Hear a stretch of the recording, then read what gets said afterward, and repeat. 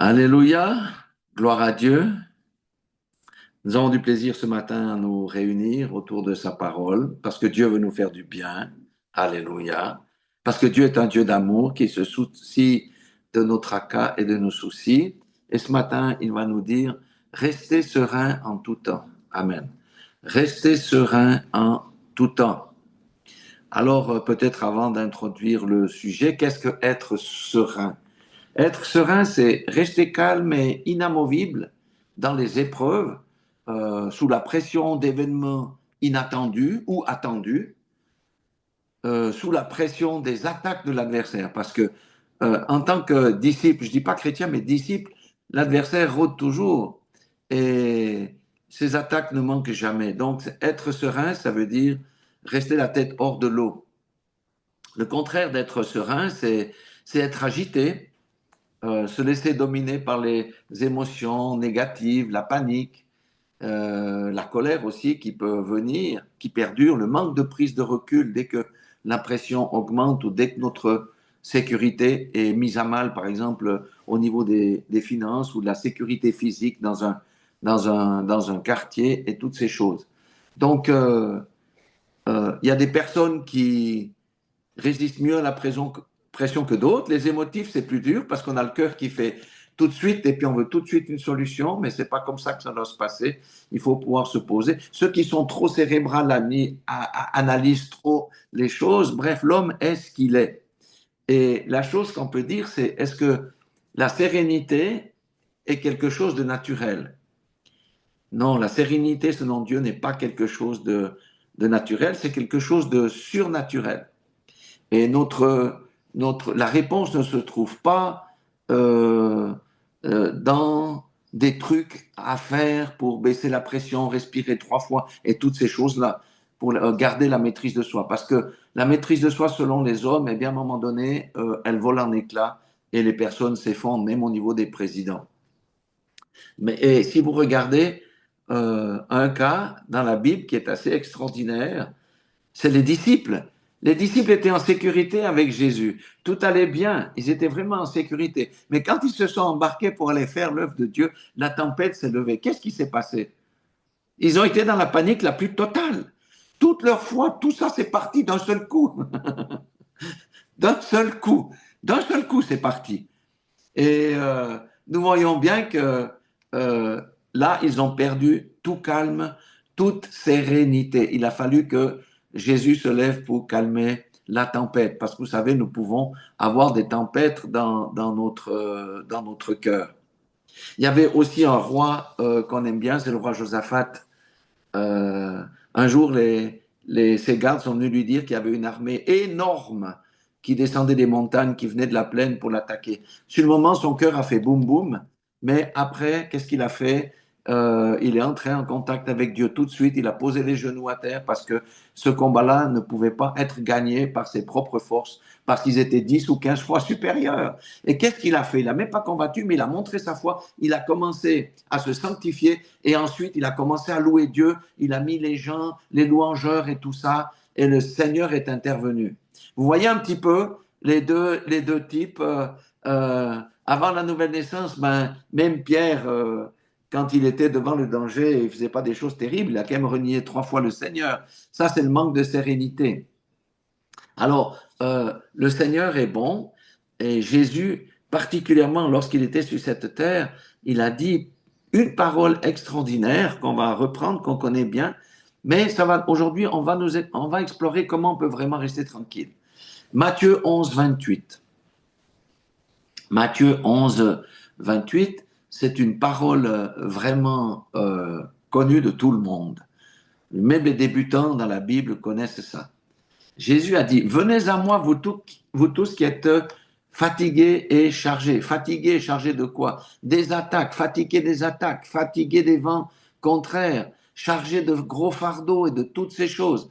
Et je vous donnerai du repos. Amen. Et là, j'aimerais dire, ça concerne tout le monde, pasteurs, les diacres, ça concerne les brebis, ça concerne tout le monde. Ne pensez pas que les pasteurs ne sont pas chargés et fatigués. Au contraire, ils ont besoin de nos prières parce qu'ils sont en première ligne et l'ennemi focalise les attaques sur toujours ceux qui sont dans les positions d'autorité sur les assemblées, parce qu'ils savent s'ils détruisent la tête, l'assemblée est foutue derrière. Donc, le Seigneur, c'est une invitation. Venez à moi, vous tous qui êtes fatigués, cherchez. Il n'a pas dit chercher les solutions dans les raisonnements, comment on peut faire pour rester calme. Venez à moi, vous tous qui êtes fatigués, chargés, et je vous donnerai du repos. Le repos du Seigneur, c'est une certitude. Prenez mon joug et recevez mes instructions, car je suis doux et humble de cœur, et vous trouverez du repos pour vos âmes. Quelqu'un est dans la tourmente, comme les disciples étaient dans la barque, hein, au milieu de la tempête. Eh bien, la recette est simple, c'est aller à Jésus, déposer le fardeau, mais aussi recevoir les instructions. Prendre le joug de Jésus, ça veut dire marcher dans ses pas. Les gens veulent le calme, la sérénité, mais veulent continuer à garder leur propre vie. C'est pas comme ça que ça marche. Jésus a dit, prenez mon joug sur vous et recevez mes instructions, car je suis doux et humble de cœur. Jésus n'a jamais été un maître, comment dire ça, qui a fait la manipulation, qui a mis l'oppression sur les gens, qui a manipulé les gens, qui les a pressés pour obtenir ce qu'ils voulaient. Jamais. Jésus a été un humble serviteur. Et il a dit, vous trouverez du repos pour vos âmes. Amen.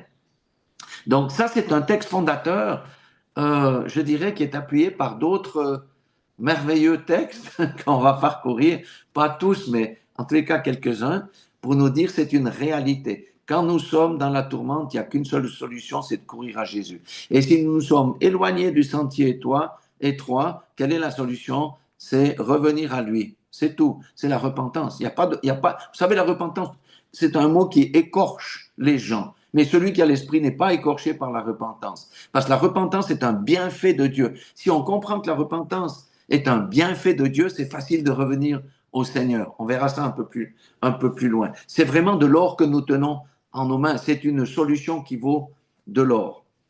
Regardez ce que disait Paul dans Philippiens chapitre 4, versets 6 et 7. Philippiens chapitre 4, versets 6 et 7. Paul comment dire ça, et Jésus avait le même langage, sauf que Jésus était beaucoup plus terre à terre, et Paul, des fois, a une approche intellectuelle un peu compliquée, mais ici c'est clair. Il dit, ne vous inquiétez de rien. Ne vous inquiétez de rien. Ça veut dire, lorsque le trouble arrive, ne vous inquiétez de rien. Et il donne la solution tout de suite. Mais en toute chose, faites connaître vos besoins à Dieu par des prières et des supplications. Amen. Ça, c'est une des possibilités. Il dit, ne vous inquiétez de rien. Le problème est là. Ne restez pas avec le problème, ne vous laissez pas envahir, mais en toute chose, faites connaître vos besoins. Faites connaître vos besoins à Dieu par des prières. La prière est une arme extraordinaire que beaucoup de chrétiens n'utilisent pas. On ne peut pas recevoir beaucoup de choses de Dieu sans la prière, surtout lorsque c'est des choses difficiles, des défis, des challenges. Nous avons besoin de la prière. Et même dans certains cas, le fardeau est tellement grand que nous avons besoin de supplication. Ça veut dire prier de manière à supplier Dieu. Ça veut dire une profonde prière. Et des fois, c'est pas juste. Les gens disent, oui, j'ai prié, j'ai rien reçu. Oui, mais tu as prié une fois. Des fois, il faut persévérer dans la prière. Alléluia. Des supplications et avec des actions de grâce. Alors, je vais reprendre un peu ces éléments. Qu'est-ce que l'inquiétude? L'inquiétude, c'est le manque de foi. Quand je suis inquiet, je manque de foi. L'inquiétude, c'est le manque de foi. Et des fois, nous manquons beaucoup de foi parce que nous regardons avec nos yeux charnels et nous ne suivons pas ce que Dieu nous dit pour que la sérénité revienne. Donc, on doit retenir que l'inquiétude, de toute façon, la Bible dit ailleurs qu'on ne peut pas ajouter une nuit de vie à cause de ces inquiétudes. Au contraire, même scientifiquement, on sait que les inquiétudes tuent plus vite que celui qui reste dans la paix. C'est une certitude. Les inquiétudes peuvent ronger de l'intérieur. Donc, l'inquiétude, c'est égal au manque de foi. La deuxième des choses, il dit, en toute chose, faites connaître vos besoins à Dieu. Dieu nous a donné une bouche pour faire quoi? Pas pour que nous raisonnions, pour que nous parlions. Amen. Combien de fois on est là en train de... Ah, c'est comment je parle pour moi. Hein? Oh, les solutions, je peux faire A, B, C. Si C, ça ne marche pas, je peux faire... Ma femme rigole, mais elle connaît ça. Donc, c'est vrai. Non, on a une bouche pour parler. Et c'est pour ça qu'on ne doit rien garder à l'intérieur. Tant que nous gardons les choses à l'intérieur, nous ouvrons une porte au diable. Nous devons nous exprimer. Si nous voulons que la situation se règle plus rapidement, nous devons ouvrir notre bouche. Et Dieu attend qu'on ouvre nos bouches, bien qu'il connaisse, mais lui, pour agir, il a besoin qu'on lui demande d'agir.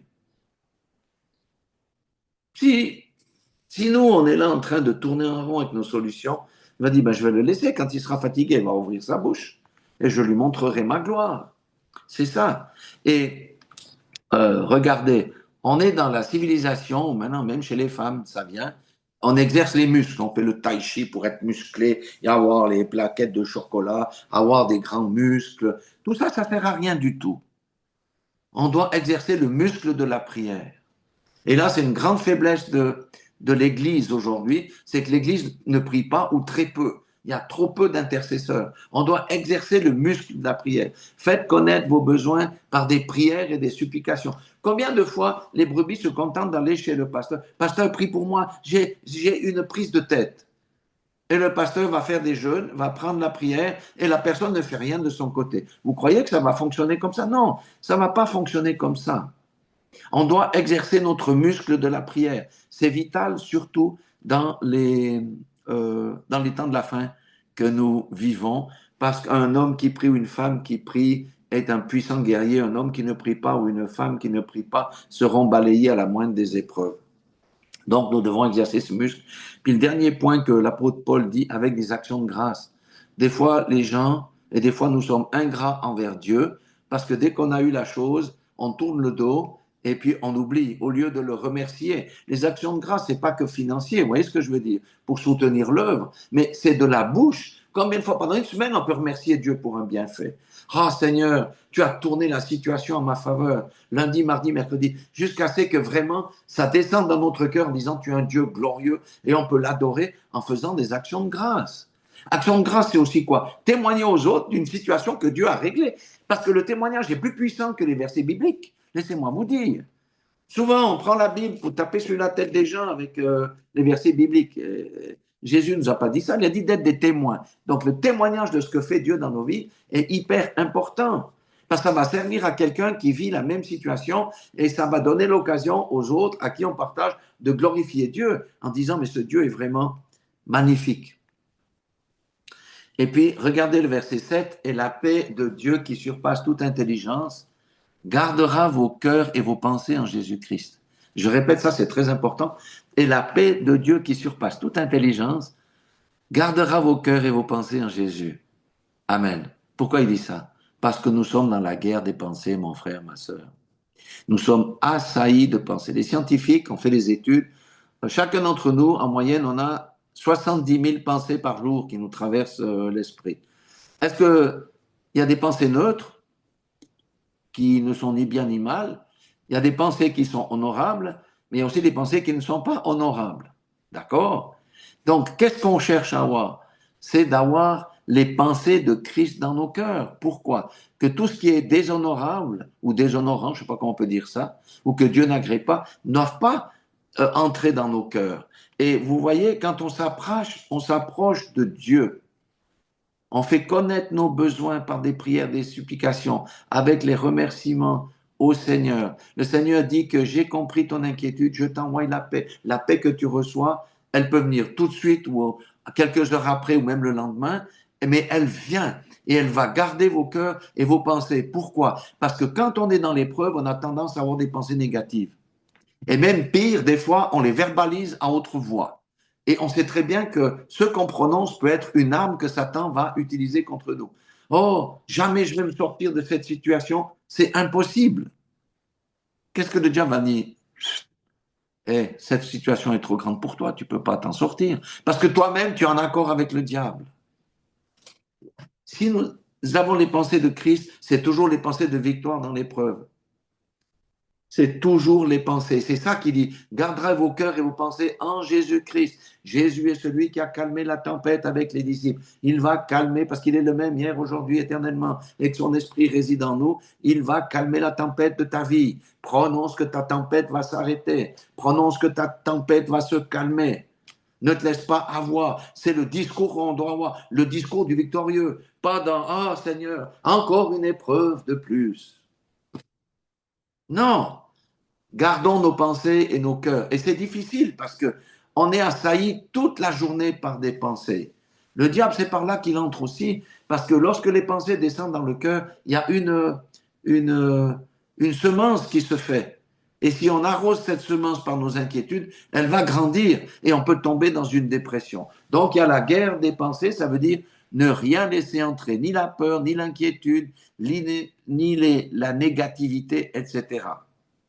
Et garder ses pensées en Jésus-Christ, c'est garder ses pensées dans sa parole et non fixer sur sa propre chair et ses raisonnements ou sur les nouvelles du monde qui sont assez effrayantes aujourd'hui.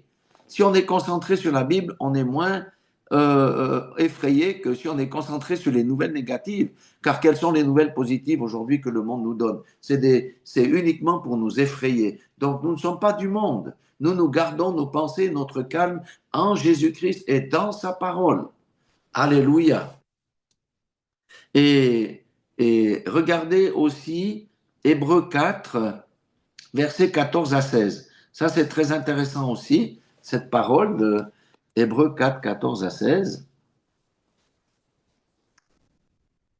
Parce que nous savons aussi que dans le ciel, non seulement Jésus est roi, mais il officie aussi en tant que souverain sacrificateur. Et ici, il dit, ainsi, puisque nous avons un grand souverain sacrificateur qui a traversé les cieux, Jésus, le Fils de Dieu, demeurons fermes dans la foi que nous professons. Demeurons fermes dans la foi que nous professons. Ça veut dire quoi? C'est la foi que Dieu est au contrôle de ma situation. C'est la foi que je vais sortir de cette mauvaise situation. C'est la foi qui dit que tout concourt au bien de ceux qui aiment Dieu. On doit se rappeler ces choses-là. Ma situation est dure, mais j'ai la foi que Dieu est au contrôle de ma situation. Dieu a dit dans sa parole que tout concourt à ceux qui aiment Dieu, au bien de ceux qui aiment Dieu. J'aime Dieu. Donc, Dieu va tourner ma situation en bien. Et c'est le diable repartira avec ce qu'il a essayé de me coller. C'est la foi qui surpasse ce que nos yeux voient et que nos émotions font ressentir à notre cœur. Amen. Alléluia. Et regardez ce que Jésus dit au verset 15. Paul dit à propos de Jésus, car nous n'avons pas un souverain sacrificateur qui ne puisse compatir à nos faiblesses. Au contraire, il a été tenté comme nous en toutes choses sans commettre de péché. Des fois, on est dans le fardeau de la tentation, dans l'épreuve de la tentation. Mais nous devons nous rappeler que Jésus a été tenté comme le diable en tout temps, par les richesses, par la voie facile, par toutes sortes de choses, le pouvoir politique, tout ça. Mais il a résisté. Et lui n'a point péché. Et il connaît nos faiblesses. C'est pour ça que lui-même, il peut compatir à nos faiblesses. Qu'est-ce que ça veut dire? Ça veut dire qu'il va nous amener quelque part. Et le verset 16 dit, j'aime bien ça, de nouveau, c'est à nous à faire l'effort. Approchons-nous de Dieu. Donc, avec assurance du trône de la grâce, le mercy seat en anglais. Dieu est assis sur un trône qui s'appelle aussi le trône de la grâce.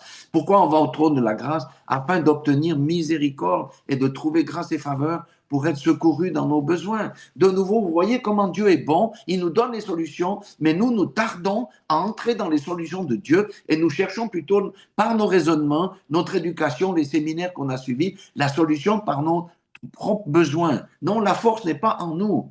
Nous, on n'a aucun pouvoir. C'est vers Dieu qu'on doit aller courir lorsque les situations nous dépassent. Pas vers les psys, pas vers la pensée positive, qu'on répète les choses en pensant que les choses vont changer. Non, c'est aller au trône de la grâce et de la miséricorde. Seigneur, j'ai besoin de ta miséricorde, j'ai besoin de trouver faveur et je sais que tu me secours dans mes besoins, je te les présente. Et la clé ici, pour le disciple, il y a deux choses. Je vais parler du chrétien d'abord. La clé pour le chrétien, c'est de ne jamais être loin de Dieu. Parce que le chrétien, lui, c'est pas un disciple. Le disciple, c'est celui qui marche dans la foi, qui marche dans les pas de Jésus. Celui-là, il est toujours près de Dieu. C'est pour ça que quand on gagne en maturité, on n'est jamais éloigné de Dieu. Donc, garde jalousement notre communion avec lui. Donc, celui qui ne connaît pas Dieu de manière intime doit chercher l'intimité avec Dieu pour pouvoir aller dans ces endroits. Et la chose à faire, comme j'ai dit tout à l'heure, c'est faire le pas et ouvrir notre bouche. Ça, c'est à la portée de tout le monde de faire ça. Mais la clé, c'est vraiment de rester en communion permanente avec notre Dieu. Vraiment, ça, c'est hyper important. On peut tout lui dire, nos joies, on peut le remercier quand on est content, mais dans les temps d'épreuve, on le remercie aussi pour l'épreuve, parce que pourquoi? L'épreuve, ça nous épure. Alléluia. Ça nous nettoie, ça nous rend plus forts. Celui qui n'a jamais d'épreuve, quand les temps vont se déchaîner ici, ils vont filer dans l'apostasie, ils ne vont pas tenir. Ils ne vont pas tenir. Et on doit ouvrir la bouche. Et Éphésiens 3, 20, 21 nous dit encore quelque chose ici, dont des fois on n'est pas assez conscient. Il parle de Dieu. Hein? Or, à celui qui peut faire, par la puissance qui agit en nous, infiniment au-delà de tout ce que nous demandons et nous pensons. Nous-mêmes, et moi le premier, comment dire ça? On diminue la puissance de Dieu. On réduit la puissance de Dieu. Or, à celui qui peut faire par la puissance qui agit en nous, la puissance du Saint-Esprit, infiniment au-delà de ce que nous demandons et de ce que nous pensons. Et combien de fois c'est le cas? Et là, c'est de nouveau une occasion, si c'est le cas, de manifester, rendre grâce à Dieu. À lui soit la gloire dans l'Église et en Jésus-Christ dans toutes les générations au siècle des siècles. Donc, la chose, on doit toujours reconnaître que Dieu est le Dieu qui peut agir au travers de nous et au-delà. Et au-delà, c'est quoi? C'est reconnaître que c'est le Dieu des impossibilités. Regardez comment la puissance a agi au travers de Daniel, Meshach, Shadrach et Abednego. Comment elle s'est manifestée? D'abord, ils ont ouvert la bouche pour dire à Monsieur le Grand Roi, là, notre Dieu que nous servons, là, peut nous délivrer, si c'est sa volonté. Mais en tous les cas, nous ne nous coucherons pas devant toi, nous ne nous prosternerons pas devant toi. Et Daniel, il a été mis dans la fosse aux lions. Qu'est-ce qui s'est passé? La puissance qui était en Daniel, parce que Dieu est dans les hommes, hein, il a envoyé aussi un ange pour fermer la bouche du lion, et les Hébreux, ils sont sortis du feu. Or, nous avons le Saint-Esprit en permanence en nous. Jésus a dit, je suis avec vous tous les jours jusqu'à la fin du monde. Comment? C'est le même esprit qui était en Jésus? C'est le Saint-Esprit. Amen. Pourquoi est-ce que nous l'imitons? Dieu est le Dieu des impossibilités. C'est comme ça qu'il nous teste aussi des fois, pour voir si on a la foi. Et il va faire augmenter notre foi. Quand on dit, Seigneur, augmente ma foi, c'est une prière qui est valable, mais c'est une prière qui est dangereuse parce que le Seigneur va te mettre quelque chose devant tes pieds pour que tu augmentes la foi. Amen. Et puis, il y a aussi une parole parce qu'on dit qu'il faut aller faire connaître nos besoins, prier Dieu pour nos besoins et tout ça. Jean 15,7 nous dit une parole vraiment absolument merveilleuse. Jean 15,7, c'est une des versets bibliques que j'apprécie le plus parmi. Hein. Et on oublie ça. On oublie ça. Il dit, si vous demeurez en moi et que mes paroles demeurent en vous, demandez ce que vous voudrez et cela vous sera accordé. Amen. Si vous demeurez en moi, si nous demeurons en Jésus et que ses paroles demeurent en nous, nous sommes un avec Jésus. Amen. Et il dit tous, demandez tout ce que vous voudrez et cela vous sera accordé. Je vais reprendre, il y a un psaume qui est très court ici. C'est le psaume 15, qui est un psaume absolument magnifique. C'est David qui dit, qui séjournera dans ta tente, ô Éternel? Qui demeurera sur ta montagne sainte? Celui qui marche dans l'intégrité, qui pratique la justice et qui dit la vérité selon son cœur. Il ne calomnie point avec sa langue, il ne fait point de mal à son semblable, il ne jette point l'opprobre à son prochain. Je ne vais pas lire plus loin, mais je lis juste ces 3 premiers versets. Dieu, qu'est-ce qu'il veut? On ne peut pas avoir la perfection de Dieu. Il dit, soyez parfaits car votre Père céleste est parfait. Jésus a dit. Mais ça, c'est dans l'idéal et nous marchons de progrès en progrès vers la perfection. Mais ce que Dieu veut, C'est pas qu'on respecte un ensemble de règles. Il veut qu'on marche dans la droiture, dans la justice, et qu'on dise la vérité, qu'on pratique la justice et qu'on dise la vérité. Si on fait ces choses-là qui sont notées dans le verset, dans le chapitre 15 de Psaume, dans Psaume 15, nous demeurons en Jésus. Alléluia. Et il nous accordera tout ce que nous demanderons. Bien sûr que si nous demandons la Ferrari, la villa avec piscine, ça c'est les choses du monde. C'est les choses de la chair. C'est pas ça. Mais ce que nous demandons, selon la parole de Dieu, nous sera accordé. C'est vraiment quelque chose de absolument merveilleux. Parce que autrement, nous allons tomber dans le légalisme en faisant la liste des 103 commandements ou 200 choses qu'on doit faire, pas faire. C'est pas ça. Celui qui marche dans la lumière avec Jésus, celui qui n'a pas de vie secrète ou de péché comment dire ça, non confessé, eh bien, le sang de Jésus nous purifie de tout péché. On va le voir tout à l'heure. Amen. Et David avait une prière merveilleuse qu'il adressait à Dieu. Il disait, pardonne tout péché et même ceux que j'ignore. Oui, parce que on est censé faire le bien, mais des fois, on ne fait pas le bien qu'on devrait faire par inadvertance, parce que on a des choses comme ça. Mais ça, c'est pas grave. Comme on marche avec Jésus, nous sommes en communion avec lui. Et ça sera aucun empêchement dans l'exaucement de nos prières. La deuxième chose, si on veut rester serein et que vraiment Dieu nous soit très favorable, eh bien 1 Pierre 5,9, il dit ceci, soyez sobres et veillez. Votre adversaire, le diable, rôde comme un lion rugissant, cherchez qui il dévorera. Les inquiétudes ouvrent des portes au diable. Et si nous avons des portes ouvertes, ça veut dire que le diable peut s'infiltrer dans nos vies. Et à ce moment-là, ça devient difficile de demeurer en Jésus. Donc, c'est une parole de Pierre ici qui dit soyez sobres et veillez. Éphésiens 4, 25, c'est Paul qui dit, dans la deuxième partie du verset, ne donnez pas accès au diable. Quand on donne accès au diable, on se sent comment quand il faut aller devant Dieu? Ben, il faudra se repentir. 1 Jean 1, 7 dit, mais si nous marchons dans la lumière, comme lui-même est dans la lumière, nous sommes mutuellement en communion et le sang de Jésus, son Fils, nous purifie de tout péché. Ça veut dire que nous sommes justifiés. Nous marchons dans la justification. Et c'est cette marche dans la justification qui nous est très favorable aussi lorsque nous allons au trône de la grâce et de la miséricorde. Alléluia.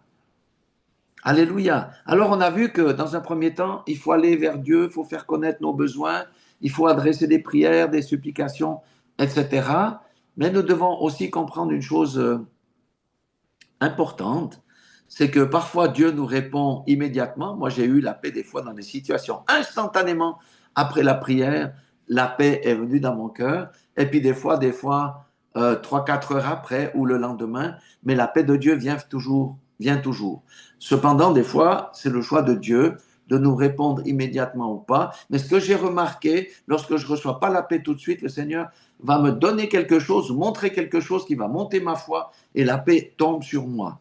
C'est quelque chose de fantastique. C'est lui qui détermine l'urgence. Ce n'est pas nous, parce que lui connaît notre cœur. Nous, notre cœur, des fois, nous l'ignorons.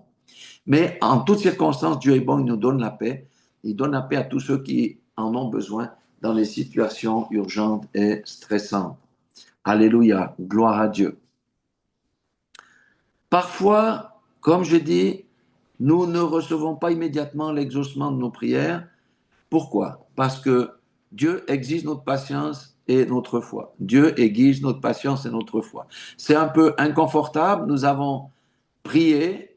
Ben, peut-être que la patience nous aidera à entrer dans les supplications. Et c'est une bonne chose parce que Dieu teste notre patience et notre foi. Comme j'ai dit, des fois, il y a des exaucements de prière qui sont instantanés. D'autres, ça peut durer un peu. Et comme je l'ai dit, des fois, si le Seigneur tarde, c'est pour tester notre patience et notre foi, mais ça aide à monter dans la foi. Maintenant, 1 Pierre 5, 9, 10, qui est aussi important. On a parlé du diable tout à l'heure qui rôdait comme un lion rugissant, cherchant qui dévorer. Le thème, c'est aussi rester serein. Donc, les inquiétudes sont des portes ouvertes. Quand on se fait beaucoup de soucis, c'est des portes ouvertes aussi. ainsi que beaucoup d'autres choses, mais ça, je parle par rapport au thème. Résistez-lui, à qui? Au diable, avec une foi ferme, comme on avait vu tout à l'heure, retenez fermement, sachant que les mêmes souffrances sont imposées à vos frères dans le monde. Amen. Donc nous sommes tous égaux sur la terre par rapport à ces choses.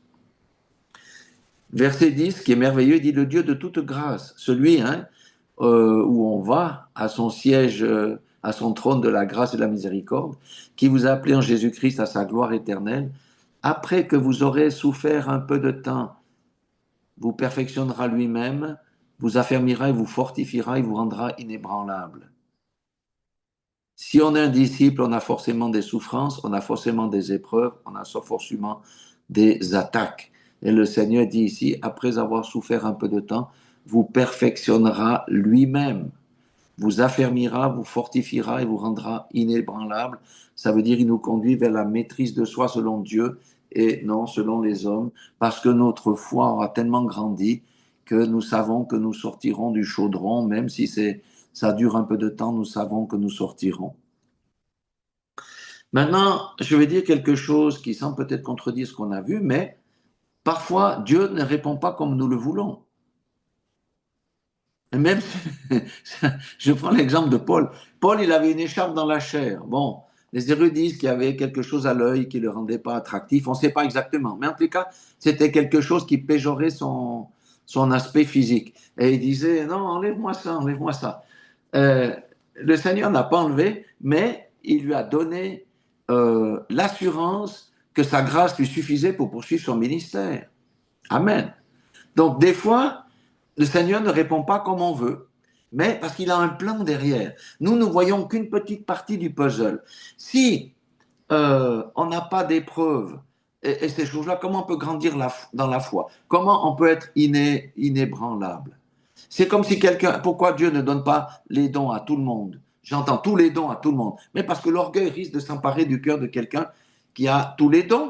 Déjà, certains qui ont des dons, par exemple, de prophétie, s'enorgueillissent et pensent que c'est eux qui ont le don de prophétie, qui peuvent faire n'importe quoi. Non, des fois, le Seigneur ne répond pas parce qu'il a un plan derrière, là derrière. Et Dieu ne peut pas exaucer le fruit du péché. On a vu dans l'histoire de David et de Bathsheba, David avait intercédé pour que son fils reste en vie, mais le Seigneur n'a pas permis. Donc, des fois, il y a des choses qu'on ne comprend pas.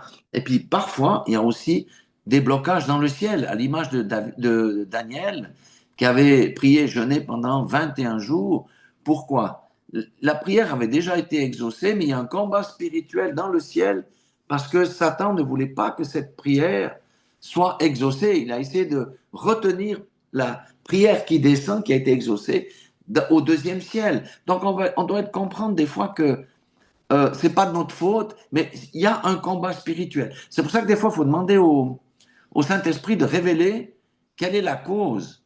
Et cette cause-là, des fois, c'est simplement parce qu'il y a cette chose dans le ciel. Et puis la dernière des choses, c'est parfois c'est que nous-mêmes, nous sommes le blocage. Alors je reviens à ce mot repentance et je dis, le mot repentance, c'est un mot fabuleux. C'est un mot fabuleux parce qu'il faut comprendre ça. Quand quelqu'un se repent, ça ne fait pas du bien à Dieu. Non, c'est pour toi-même que tu te repens. Pourquoi? Parce que Dieu est bon, parce qu'il ne veut pas que le diable t'attaque. Parce que si tu as enfreint la loi, le diable est un légaliste, il va dire, l'homme là a fait la fornication, hein? Alors je vais l'attaquer, je peux le détruire, je peux faire des tas de choses. Ou il a fait la fraude aux assurances, il vit dans la fraude aux assurances. C'est pour ça que la repentance, c'est le moyen de se mettre en ordre avec Dieu, de revenir sur le sentier étroit. Regardez comment Dieu est bon. Quand on discute du fils prodigue, on parle toujours, oui, le fils est repenti, il a. Mais le fils prodigue, c'est avant tout l'amour du père qui est montré. Le père regardait tous les jours si son fils allait parvenir pour pouvoir l'accepter dans sa maison et le remettre dans sa position initiale. C'est ça la repentance. La repentance ne fait rien. C'est pas pour Dieu, c'est pour nous-mêmes. C'est pourquoi on doit prêcher la repentance. Et on doit s'examiner de temps en temps. Comme j'ai vu, c'est pas faire l'examen de qu'est-ce que j'ai dit, pas j'ai pas dit. Si on marche dans la droiture, on marche dans la lumière, on n'a pas de vie secrète, on pratique la justice, le Seigneur nous pardonne tous nos péchés sans qu'on ait besoin de demander. Mais c'est quand on sort de l'alliance pour pratiquer le péché que nous avons besoin de la repentance pour rentrer, afin que nos prières soient exaucées. Jean 9, 31 dit bien, nous savons que Dieu n'exauce point les pécheurs, mais si quelqu'un l'honore et fait sa volonté, c'est celui-là qui l'exauce. Quand il dit quelqu'un qui l'honore, c'est quelqu'un qui marche dans la volonté de Dieu, qui marche dans le bien. Fais le bien, écarte-toi du mal. Celui qui pratique le péché, est-ce qu'il honore Dieu? Il déshonore Dieu parce qu'il honore Satan. Et vous savez, ce sont des choses simples, mais on doit comprendre les principes spirituels. Beaucoup disent, oui, mais, vous passez votre vie à vous repentir. Mais moi, je dis, si quelqu'un passe sa vie sans se laver, après plusieurs mois, il va sentir comment? Il va sentir une odeur qui est absolument repoussante. Le Seigneur nous demande de toujours rester propre, de rester sobre, de veiller, de prier. Mais s'il nous arrive de chuter, il est assez juste pour nous pardonner si on vient à lui. Du reste, au temps d'Ésaïe, vous savez, je vais lire quand même ces passages. Ésaïe 59, 1 à 3, il reprend Jean 9, 31, qui est la source de Jean 9, 31. Dieu dit à Ésaïe, non, la main de l'Éternel n'est pas trop courte pour sauver, ni son oreille trop dure pour entendre. Mais ce sont vos crimes qui mettent une séparation entre vous et votre Dieu. Ce sont vos péchés qui vous cachent sa face et l'empêchent de vous écouter. Est-ce que c'est clair? C'est exactement la version longue de Jean 9, 31. Car vos mains sont souillées de sang et vos doigts de crime, vos lèvres profèrent le mensonge et votre langue fait entendre l'iniquité. Là, on déshonore l'Éternel et on ouvre la porte au diable pour venir frapper. Et le diable frappait le peuple. Mais le Seigneur dit, écoutez Ésaïe, il dit, venez et plaidons, dit l'Éternel. Si vos péchés sont comme le cramoisi, ils deviendront blancs comme la neige. S'ils sont rouges comme la peau, ils deviendront comme la laine. Qu'est-ce qu'il nous dit? Quel que soit ton péché, si tu as rétrogradé, si tu es allé chez les prostituées, si tu as volé, si tu as fait toutes sortes de choses moches, mauvaises, tu as calomnié les serviteurs, tu as fait des tas de choses, viens et plaide avec moi. Repends-toi et je te nettoie et on repart dans la bonne direction. Dieu est un Dieu d'amour. Et lorsqu'il châtie quelqu'un, c'est pas parce qu'il a enfreint une loi. S'il châtie, s'il corrige un frère, une sœur ou un pasteur, c'est pourquoi? À but pédagogique, pour qu'il revienne dans sa voie. Parce que Dieu veut qu'aucun ne périsse, mais que tous viennent à la vie éternelle. Vous voyez, quand on vit dans le péché, c'est difficile de trouver la sérénité. Quand on va devant Dieu, on va prier. On croit que nos prières vont être exaucées. Non, il faut d'abord se nettoyer pour revenir dans la présence de Dieu. Mais si tu marches dans la lumière, tu as de l'assurance dans la prière que tu vas formuler, tu as de l'assurance dans les supplications que tu vas élever. Parce que tu es propre devant Dieu, tu es justifié par Christ. Parce que tu marches dans la droiture, tu pratiques la justice. Parce que tu n'as pas de vie cachée. Parce que tu fais le bien et non le mal. Tu as de l'assurance devant Dieu. Pourquoi? Parce que les disciples suivent un modèle. Et ce modèle, c'est Jésus-Christ lui-même. Alléluia. Et d'ailleurs, si quelqu'un dit qu'il n'a pas de péché, il se séduit lui-même et la vérité n'est pas en lui. Mais il dit, si nous confessons nos péchés, les fidèles et justes nous les pardonner pour nous purifier de toute iniquité. Quand on commet une iniquité, il faut demander à Dieu de nous pardonner par le sang de Jésus. 1 Jean 1, 8 et 9. Alléluia. Et même si on chute, puis qu'on reste dans la chute, vous voyez, parce que des fois ça arrive pendant une certaine période que des gens peuvent pratiquer un péché parce qu'ils n'arrivent pas à dominer. 1 Jean 2, 1, 2 dit, mes petits enfants, je vous écris ces choses afin que vous ne péchiez point. OK. Mais si quelqu'un a péché, nous avons un avocat auprès du Père, Jésus-Christ le juste. C'est pourquoi lui-même est une victime expiatoire pour nos péchés, non seulement les nôtres, mais pour ceux du monde entier. C'est pour ça qu'on doit aller chercher le nettoyage. Et après le délaisser, bien entendu. Si j'ai commis l'adultère, ben je vais me nettoyer, mais après je ne vais plus commettre l'adultère. À l'exemple de David. David, il a commis l'adultère avec Bathsheba, ok, mais après c'était fini. Il a vu le prix. Il a dit non, non, c'est bon, je reste fidèle à ma femme. C'est tout. Rappelons-nous que Dieu ne nous demande pas de marcher dans la perfection, parce que là, on va tomber dans le légalisme. D'accord? Mais il nous demande de marcher dans la droiture, la justice, la lumière. Dieu est lumière, Jésus est lumière, et nous sommes les lumières du monde. Si Si nous sommes les lumières du monde, on ne peut pas avoir une vie cachée ou faire le contraire de ce que la parole de dit devant les hommes. Non. Nous sommes dans les temps où nous devons vraiment rechercher la sanctification et comprendre ce que ça veut dire, lâcher ce qu'on doit lâcher par rapport au monde, vivre dans la justice, dans la droiture, dans l'intégrité. Job n'était pas un type parfait, mais c'était un homme intègre, la Bible dit. Alléluia. Abraham était un homme intègre aussi. Et ce que j'aimerais dire, c'est que la repentance est vraiment une grâce de Seigneur parce que la repentance déclenche le pardon et évite quelqu'un de tomber sous la coupe du diable parce que le diable, quand on ne se repent pas et qu'on pratique un péché, c'est bien de ça qu'il s'agit, hein, le diable a un droit légal de venir nous attaquer. La vraie repentance, en fait, libère le cœur de quelqu'un. Moi, j'ai passé par là. La vraie repentance libère le cœur de quelqu'un. Elle le nettoie. Alléluia. Et Jean, le frère de Jésus, Jacques, le demi-frère, disait aussi que confessez les péchés les uns aux autres afin que vous soyez guéris. Donc, confesser ses péchés est d'une puissance extraordinaire. Mais ça demande beaucoup de courage d'aller confesser ses péchés aux autres. Et on sait aujourd'hui qu'on ne peut pas confesser les péchés à n'importe qui parce que les gens vont aller faire le tam-tam. Mais il y a une puissance quand une femme, par exemple, confesse un péché devant son mari se repent devant sa femme. Mais c'est puissant, c'est d'une puissance extraordinaire. Oui, un pasteur qui se repent, c'est même dans l'assemblée, il y a des pasteurs qui se sont repentis. C'est une puissance extraordinaire qui le libère et ça donne un exemple aux autres. Alléluia. Donc, euh, confessez vos péchés les uns les autres. On peut s'éviter ça comment? En marchant dans la sanctification et dans la lumière. Amen. Mais ça devient plus difficile quand nous avons des péchés cachés qu'on doit confesser. J'arrive à la conclusion. Hein? Donc, la vie du disciple, je dis exprès chrétien, pas chrétien, la vie du disciple. Parce que la vie du disciple, c'est celui qui renonce à lui-même, qui prend sa croix et qui marche dans les traces de Jésus sur le sentier étroit, là où il y a le rejet, les crachats et toutes ces choses. Donc, la vie du disciple, des autorités dans le corps de Christ et des brebis n'est pas un long fleuve tranquille. On n'est pas au soleil sur une terrasse en regardant la vie passer.